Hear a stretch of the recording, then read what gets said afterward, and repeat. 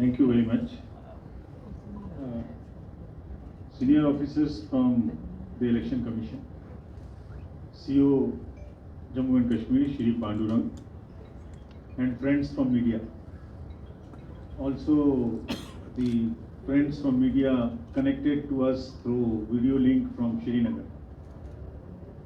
आप सभी का इस प्रेस वार्ता में स्वागत है और चुनाव आयोग की तरफ से सर्वप्रथम हम जम्मू कश्मीर के सभी वोटर्स को अभिनंदन करते हैं और उनसे अनुरोध करते हैं कि हमारे आने वाले चुनाव में बढ़ चढ़कर हिस्सा लें।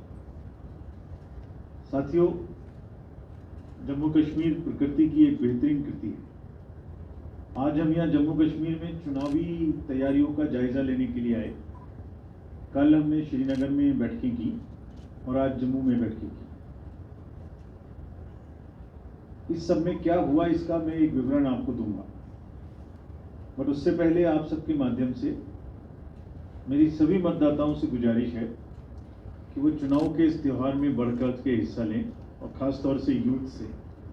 हमने बहुत सारे यूथ वोटर्स को जोड़ा है अपने वोटर लिस्ट में। मैं बताऊंगा किस प्रकार से।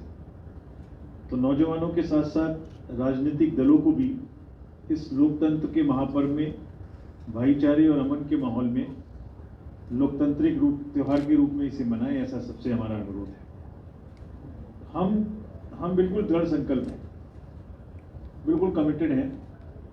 जो चुनाव हम कराएंगे JNK में भी और पूरे देश में भी, जिसकी तैयारी पूरे देश में चल रही है। ये हमारा लास्ट विजिट है। स्टेट्स को हम विजिट कर चुके हैं काफ़ी।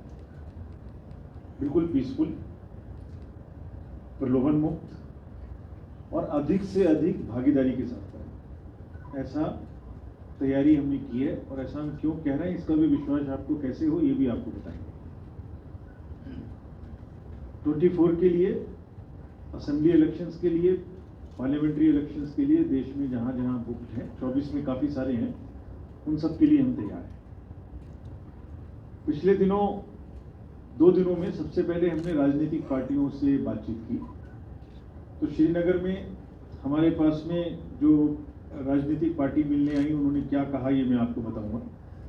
उसके बाद DM SP से, IG से, ADG से हमने डिस्कशन किया और उन्हें निर्देश दिए। उसके बाद में जितनी एनफोर्समेंट एजेंसी हैं, सेंट्रल गवर्नमेंट और स्टेट गवर्नमेंट की, उनसे आज जम्मू में मीटिंग की और फिर CS DG और उनके सारे साहिबान से मुलाकात की। तो सबके साथ क्या हुआ, उन्होंने क्या कहा, ये मैं आपको विस्तृत बताऊंगा। तो हमसे नेशनल पार्टीज़ में BJP, CPIM और इंडियन नेशनल कांग्रेस मिलने आई और उसके अलावा स्टेट रिकॉग्नाइज्ड पार्टी में national conference, JK, PDF, PDP party भी मिलने आई। तो इन्होंने हमसे क्या मांग की है मैं पहले उनकी तरफ से आपको बताता हूँ। पार्टीज़ का कहना था कि चुनाव बिल्कुल निष्पक्ष और पारदर्शी तरीके से कराए जाएं, उसमें भेदभाव ना हो। कुछ पार्टियों को ऐसा सोचना था कि प्रशासन एक तरफ कार्य कर सकता है, इसलिए ये निश्चित किया जाए कि वो लेवल प्लेइंग फील्ड सुनिश्चित करें। उनका ये भी कहना था, लगभग सबका, काफ़ी लोगों का, कि हालात ठीक होने की वजह से पीपल्स रिप्रेजेंटेटिव को सामने आना चाहिए, लोगों का जो बीच में नुमाइंदे हैं उनको रहना चाहिए, आवामी हक मिलना चाहिए और चुनाव जल्दी से जल्दी कराए जाने चाहिए। चुनाव में लेवल प्लेइंग फील्ड मैंने बताई शुरू हो। पार्टीज़ का ये भी कहना था कि जो सिक्योरिटी का अरेंजमेंट कैंडिडेट्स को या पॉलिटिकल पार्टी को मिलता है वो सबको समानता से नहीं मिल रहा है। कुछ पार्टी को ज़्यादा मिल रहा है, कुछ को उतना नहीं मिल रहा है। वो भी उन्हें सबको मिलना चाहिए ताकि वो खुल के अपनी कैंपेनिंग कर सकें। उन्होंने कुछ ऐसे भी अपने तजुर्बे साझा किए चुनावों के संबंध में, जो DDCA के चुनाव के समय में आए थे, जिसमें उनका कहना था कि लेवल प्लेइंग फील्ड नहीं हो पाई थी, बहुत से कैंडिडेट्स को निकलने नहीं दिया गया, इस टाइप की चीज़ें उन्होंने हमसे कही। एक नेक्स्ट पॉइंट उनका कहना था कि जब हम कुछ परमिशंस लेने जाते हैं या सुविधाएं लेने जाते हैं तो उसमें डिस्क्रिमिनेशन का स्कोप प्रशासन के पास रहता है। तो हमें सबको बराबर समानता के साथ में सुविधाएं मिलनी चाहिए। कुछ पॉलिटिकल पार्टी का ये मान था कि जो माइग्रेंट्स हैं उनकी व्यवस्था की जाए, वो जहाँ भी हैं कैंप्स में, उनको अच्छे से वोटिंग कराई जाए, उनकी वोटिंग परसेंटेज कम होती है। उनका कहना था कि जम्मू में भी हैं, दिल्ली में भी हैं और श्रीनगर में भी हैं। एक मांग ये भी थी कि जो पार्लियामेंट्री कॉन्स्टिट्यूएंसीज हैं उनका चुनाव एक ही पार्लियामेंट्री कॉन्स्टिट्यूएंसी का एक ही चरण में कराया जाए, अलग अलग चरणों में ना कराया जाए। तो फ्रेंड्स, ये जितनी भी बातें उन्होंने कही, इस सब का जवाब मैं अपने संबोधन के दौरान आपके माध्यम से सभी वोटर्स को भी और उनको भी दूंगा। उसके बाद में जो प्रश्न आप पूछना चाहें वो खुला रहे।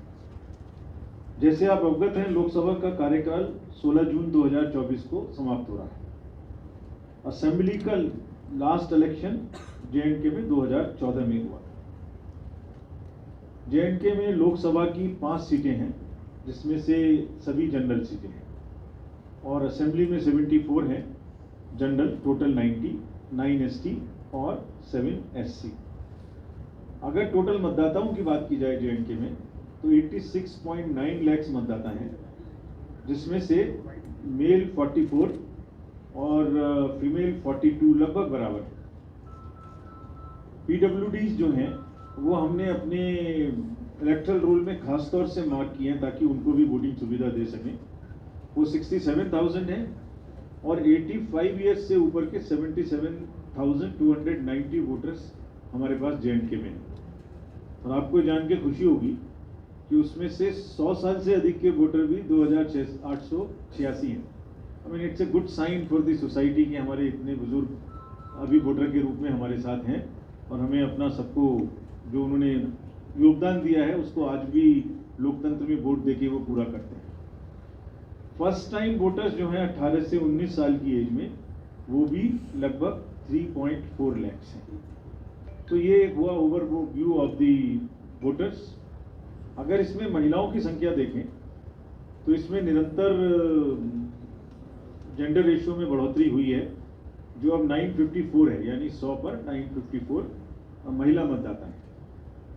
16 एसीज ऐसी हैं जिसमें ये संख्या 1000 से ज़्यादा है, और फीमेल इलेक्टर्स को इस एसएसआर में करीब करीब 1.35 लाख जोड़ा भी गया है। फ्रेंड्स, हमारा एक बहुत बड़ा रोल फोकस इस बार के इलेक्शन में है कि युवा मतदाताओं को हम अपने साथ में खास तौर से जोड़ें, यानी उनको रजिस्टर भी करें वोटर्स में और उनको मतदान पे लाने के लिए भी किसी तरह से प्रेरित कर सकें। अगर 20 से 29 में हम टोटल देखेंगे तो काफ़ी सारे मतदाता, जैसे इस स्लाइड में दिखाया गया आपको, वो हमारे इलेक्टरल रोल्स में शामिल हुए हैं। नेक्स्ट में अगर हम आपको बताएं तो जो ओवरव्यू ऑफ पोलिंग स्टेशन है, अभी तक मैंने आपको इलेक्टरल रोल के बारे में बताया। अब पोलिंग स्टेशन जो है वो टोटल 11,629 होंगे, जिसमें एवरेज संख्या 747 होगी। हालांकि 1500 तक हो सकते हैं मैक्सिमम, बट इनमें संख्या 747 एवरेज है। ज़्यादातर रूरल हैं। 50% से ऊपर पोलिंग स्टेशंस पर हम वेबकास्टिंग करेंगे, जो भी सेंसिटिव हैं उन पर। और बहुत सारे बूथ, जैसा करीब करीब 80 के ज़्यादा, वो आपको महिलाओं के द्वारा एक्सक्लूसिव या पर्सन्स विद डिसेबिलिटी के एम्प्लॉयज़ के द्वारा ही चलाए जाएंगे। मतलब ये एक माध्यम है हमारा बताने का कि महिलाएं पूरा सेंटर चलाएंगी, और उसमें जहाँ तक ये पुलिस फोर्स भी महिला रखेंगे, और इसी तरह से पर्सन्स विद डिसेबिलिटीज़ को भी हम बूथ चलाने के लिए आमंत्रित, मतलब हम उनकी व्यवस्था करेंगे। सभी पोलिंग स्टेशंस पर मिनिमम फैसिलिटीज़ अवेलेबल होंगी। वो क्या क्या हैं? पीने का पानी, टॉयलेट, पीडब्ल्यूडीज़ के लिए रैंप, वॉलंटियर्स उनके लिए चेयर्स, लाइट, सब चीज़ों की व्यवस्था पोलिंग स्टेशन पे होगी। हमारा एफर्ट है, हमने सबको डायरेक्शंस दिए हैं कि उनको इतना अच्छा बनाएं कि जो त्यौहार का सा माहौल बनता है उसमें लोग आएँ, सुविधा के साथ अपना वोट दे सकें। ओल्ड एज के जो हमारे बुजुर्ग मतदाता हैं, जो 85 ईयर्स से ऊपर के हैं, उनको, और जो पर्सन्स विद डिसेबिलिटीज़ हैं, एक एडिशनल सुविधा दी जा रही है जो यहाँ पहली बार मिलेगी, क्योंकि इलेक्शन हो रहे हैं पहली बार। उसके बाद उनको घर से भी वोट देने की सुविधा है। जब नॉमिनेशन से पहले हम उन्हें फॉर्म डिस्ट्रीब्यूट करेंगे घर घर जाकर, और जो भी लोग ये चाहेंगे कि उनके घर से वोट लिया जाए, वहाँ एक टीम जाएगी, एक वोट लेने के लिए टीम जाएगी, जिसके साथ पॉलिटिकल पार्टी के जो कैंडिडेट हैं वो भी जा सकते हैं। ऐसा नहीं है कि वो अकेले कोई जाके वोट ले आएगा, उसकी वीडियोग्राफी होगी और जितने भी बुजुर्ग मतदाता हैं उन सबको हम घर जाके वोट देने की भी सुविधा देंगे। हालांकि हमारा तजुर्बा ये है कि वो सब लोग बूथ पे आना चाहते हैं, क्योंकि फेस्टिव माहौल रहता है, हमेशा बूथ पे आते रहे हैं, तो उनको लगता है घर से बाहर निकले बूथ पे आए 10 लोगों से मिलेंगे। लेकिन अगर किसी वजह से नहीं आना चाहते तो हम घर से भी वोट लेंगे। और वही सिचुएशन पर्सन्स विद डिसेबिलिटीज़ की भी है, जिनको भी फॉर्म 12D हम देंगे अगर वो घर से वोट करना चाहते हैं। और अगर पोलिंग स्टेशन पे आएंगे तो उनके लिए एक वॉलंटियर, एक व्हील चेयर और इस तरीके की सुविधा, अलग क्यू, ताकि उनको पहले से फैसिलिटेशन मिल सके। टेक्नोलॉजी का बहुत बड़े तरीके से उपयोग किया जाएगा इस पूरे इलेक्शन में। एक 3 वर्टिकल में अगर मैं आपको बताऊं, एक वोटर्स और एक कैंडिडेट्स और एक मैनेजमेंट। तो वोटर्स को वोटर हेल्पलाइन पे सभी चीज़ें देखने की सुविधा है। उनका बूथ कहाँ पर है, उनका अगर कार्ड को उन्हें डाउनलोड करना है, अगर उनका नंबर लिखा हुआ है वोटर कार्ड में, BLO कौन है, कोई भी चीज़ वोटर को अपने से जाननी है तो वो यहाँ जान सकते हैं। इसी तरीके से कैंडिडेट को, ये जवाब मैं उनको दे रहा हूँ जिन्होंने मुझसे पॉलिटिकल पार्टी ने प्रश्न किया था लेवल प्लेइंग फील्ड का। अब इस सुविधा पोर्टल के माध्यम से जो भी पहले अप्लाई करेगा किसी सुविधा को, उसको पहले मिलेगी। यानी पार्टी ए ने अगर कहा कि मुझे कल 11 बजे ग्राउंड चाहिए, तो वो ऑटोमेटिक इस पोर्टल में टाइम स्टैंपिंग हो जाएगी। उन्होंने आज 10 बजे अप्लाई किया था, तो दूसरा व्यक्ति अगर 10:20 पे अप्लाई करता है सेम सिचुएशन के लिए, तो जिसने पहले किया था उसको मिलेगी, यानी फर्स्ट इन फर्स्ट आउट।